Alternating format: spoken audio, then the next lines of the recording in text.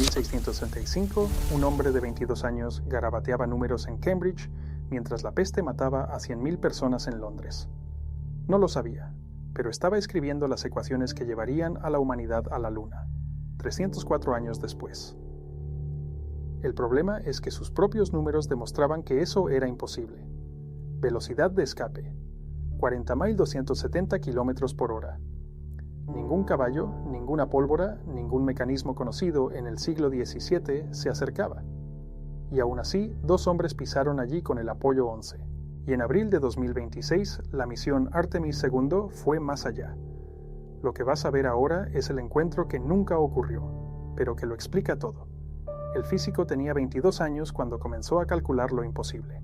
No por ambición, por aburrimiento. Cambridge estaba cerrada.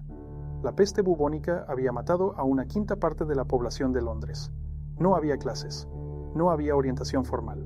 Solo había tiempo, papel y una pregunta que no lo dejaba dormir. Si una manzana cae, ¿por qué la luna no cae?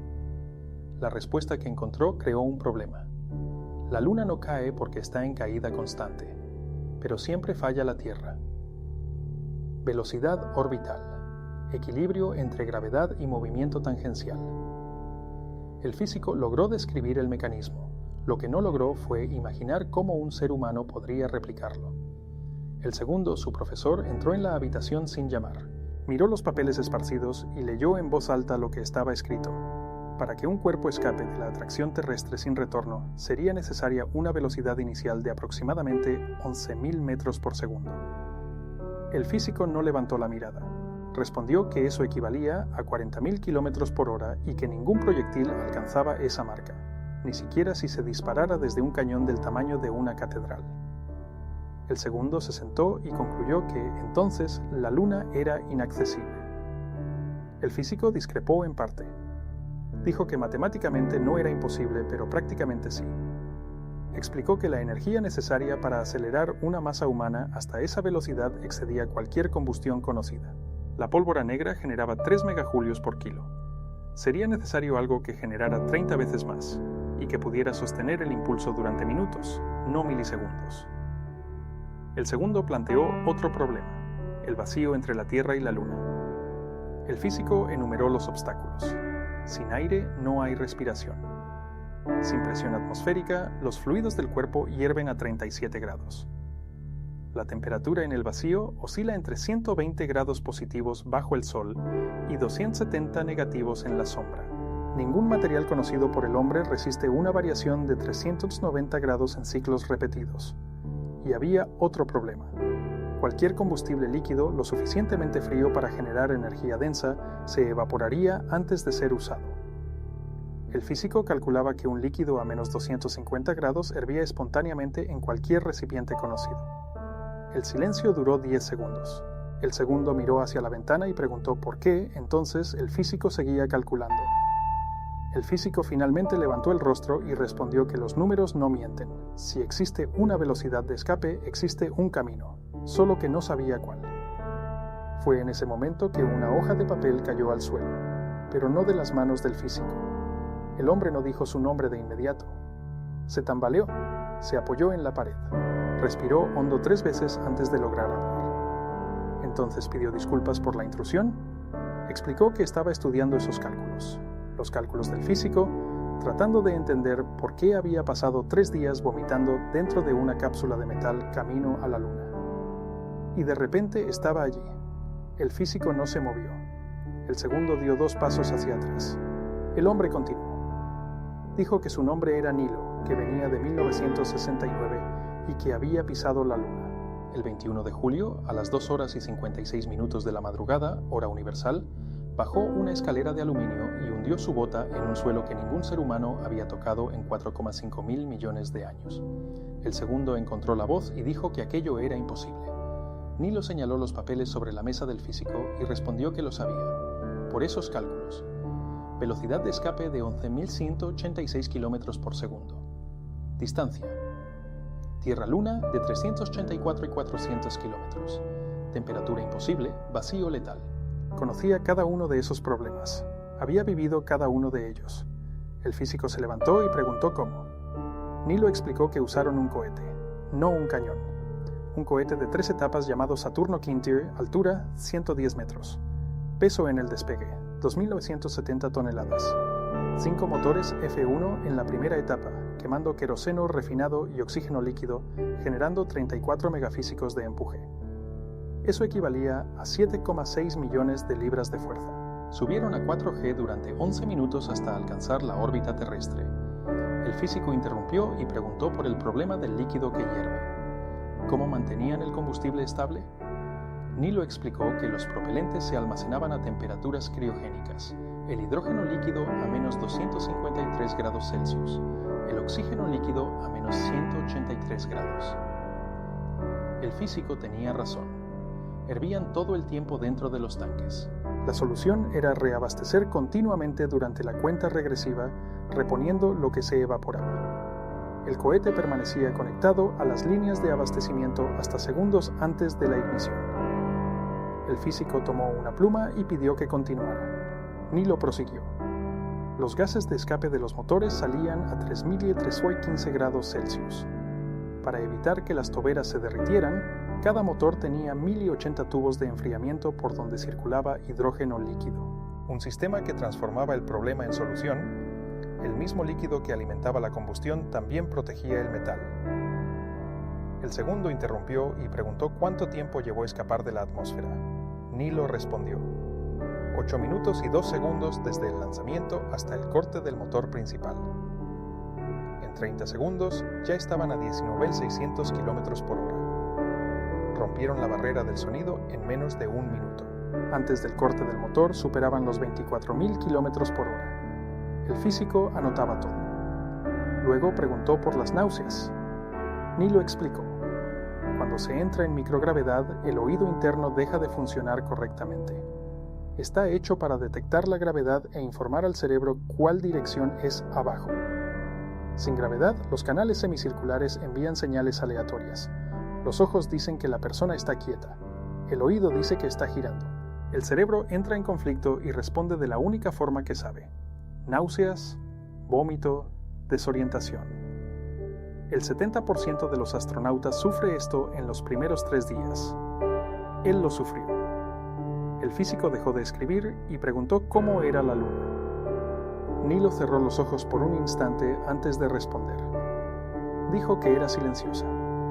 El suelo estaba cubierto de regolito, fragmentos de roca y vidrio volcánico, algunos menores que 1 milímetro, otros del tamaño de una uña. Cortaban como vidrio molido. El polvo se adhería a todo por carga electrostática. Cuando regresaron a la cápsula y se quitaron los cascos, el olor era a pólvora quemada. El cielo era negro, incluso con el sol brillando. No había atmósfera para dispersar la luz. Las estrellas no titilaban, y el horizonte era aterradoramente cercano. El radio de la Luna es de 1.737 kilómetros. La Tierra tiene 6.371. Se podía sentir la curvatura. Sentir que se estaba en una esfera pequeña, suspendida en la nada. El físico permaneció en silencio durante 30 segundos. Luego dijo que los números de Nilo resolvían sus problemas, pero creaban otros. Si habían logrado eso en 1969, ¿por qué se detuvieron? Nilo abrió la boca para responder, pero antes de que pudiera, otra persona apareció en la habitación. Si esta explicación sobre los motores y el sistema vestibular tuvo sentido para ti, deja un like. Eso ayuda al algoritmo a mostrar este tipo de contenido a más gente.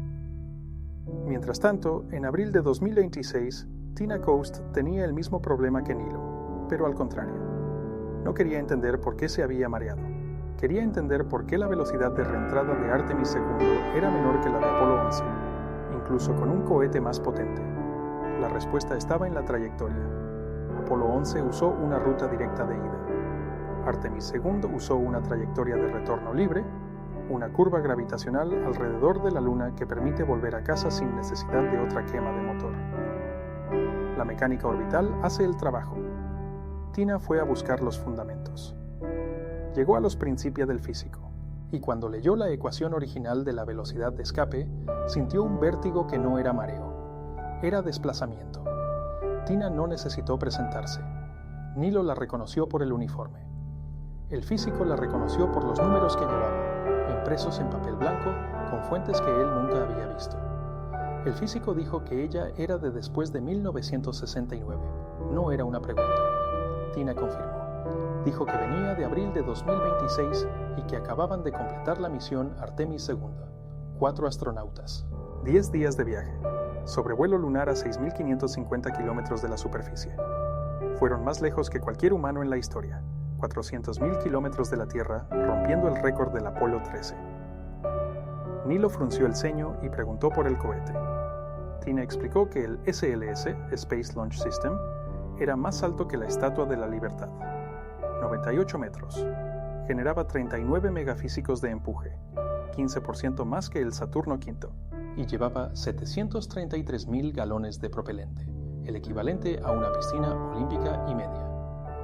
2 propulsores sólidos de 17 pisos cada uno, pesando 725.000 kilos cada uno. Quemaban durante 2 minutos y medio. 4 motores RS-25 en la etapa central, quemando durante 8 minutos.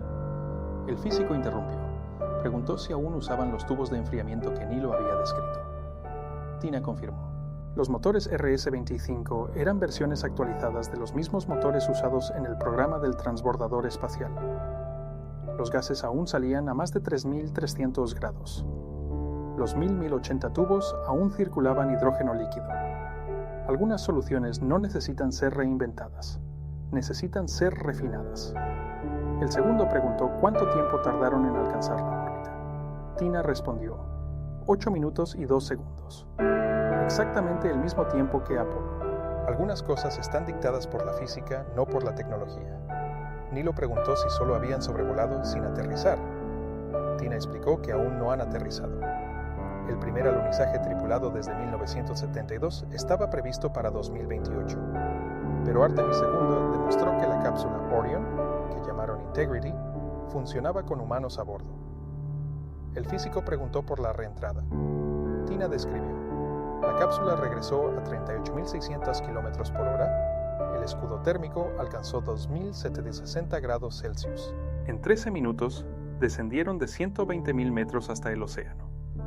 Durante 6 minutos perdieron contacto con la Tierra. El plasma formado por la fricción bloqueaba cualquier señal de radio. El físico dijo que 57 años habían pasado entre Nilo y ella. Quería saber por qué. Tina dudó antes de responder.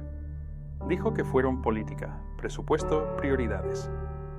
Después del Apolo 17, en 1932, ya no había carrera espacial. La Unión Soviética se rindió. El financiamiento se secó. Pasaron décadas construyendo estaciones orbitales en lugar de ir más lejos. Luego contó algo que creía que el físico apreciaría. Durante la cuenta regresiva de Artemis II, una batería del sistema de aborto de lanzamiento mostró una temperatura fuera de lo normal. El equipo necesitaba verificar si era una falla del sensor o de la batería. La solución fue buscar un equipo de la era del transbordador espacial, guardado durante décadas en el edificio de ensamblaje, y usarlo para probar el sistema. Funcionó. Lanzaron a tiempo. El físico preguntó si ahora habían regresado de verdad. Tina confirmó. Y dijo que esta vez era para quedarse. El objetivo no era solo pisar la Luna, era construir una base, extraer recursos, usar la Luna como trampolín hacia Marte. El físico miró sus propios cálculos y comenzó a razonar en voz alta. La velocidad de escape de Marte era menor, alrededor de 5 kilómetros por segundo, pero la distancia promedio era de 225 millones de kilómetros. El viaje tomaría, Tina completó, 7 meses, como mínimo, con la tecnología actual. El silencio en la habitación duró más de lo que cualquiera esperaba. Fue el segundo quien lo rompió. Dijo que los dos, Nilo y Tina, habían llegado allí por accidente, estudiando números, los mismos números, y señaló al físico. Sus números. Tina asintió y dijo que la física no cambia. Lo que cambia es la ingeniería. El físico había dado las ecuaciones. Nilo probó que funcionaban. Ella estaba probando que aún funcionan. 304 años después de haber sido escritas en esa habitación, en esa mesa. Tina entonces sacó del bolsillo el pequeño peluche. Explicó que se llamaba Rice, diseñado por un niño de 8 años llamado Lucas. representaba la luna usando la Tierra como sombrero. Dentro de él, una tarjeta con 5 millones de nombres. Personas que quisieron formar parte del viaje. Dijo que eso era lo que significaba Artemis II. No era solo una misión técnica. Era una invitación. El físico miró la vela más cercana. La llama oscilaba. Entonces preguntó si lo que él estaba escribiendo allí, en ese momento, seguiría siendo correcto cuando estuvieran en Marte. Nilo respondió que sería correcto cuando estuvieran en cualquier lugar. La gravedad no cambia. La velocidad de escape no cambia. Lo que cambia es la capacidad humana de vencer los números. Y si quieres seguir los próximos cruces temporales, política, física, historia cruzándose, suscríbete al canal. Cada semana hay un nuevo video. 3 personas de 3 siglos diferentes reunidas por un accidente que no debería existir, pero que solo fue posible porque los números siempre fueron correctos. El físico no vivió para ver la luna ser alcanzada. Nilo no vivió para ver la luna ser reocupada. Tina no sabe qué viene después, pero los cálculos sí. Y la trayectoria de retorno libre que trajo a Artemis II de regreso a casa, sin necesidad de una sola quema adicional de motor, es la misma curva gravitacional que el físico describió en esa habitación en 1665. La luna atrae, la Tierra atrae de vuelta. Y en medio, 4 astronautas regresaron a casa porque la matemática nunca falla. Si quieres ver más encuentros como este, atravesando siglos, conectando datos, revelando lo que la física siempre supo antes que nosotros, no te pierdas el próximo video.